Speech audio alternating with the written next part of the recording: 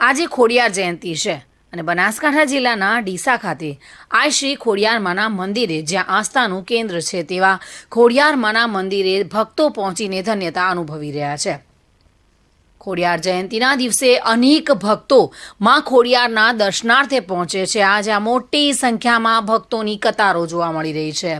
જો કે માં ખોડિયારને તલની સાની ચડતી હોવાથી ત્યાં લાપસીનો મોટા ભાગનો પ્રસાદ થતો હોય છે અને માં ખોડિયારના દર્શનાર્થે આવતા ભક્તોને લાપસી અને પ્રસાદમાં તલની સાની દ્રાક્ષ આ પ્રસાદીનું વિતરણ કરવામાં આવે છે। જો કે સવારથી જ માં ખોડિયારના મંદિર આગળ લાંબી કતારો જોવા મળી રહી છે। લોકો ઘરેથી પણ તલની સાનીની પ્રસાદ લઈને માં ખોડિયારને ભોગ લગાવતા જોવા મળે છે। નાના બાળકોથી લઈને વૃદ્ધોથી લઈને લાંબી કતારોમાં પ્રસાદ માટે જોવા મળી રહ્યા છે અને માં ખોડિયારના દર્શન કરીને ભક્તો ધન્યતા અનુભવી રહ્યા છે।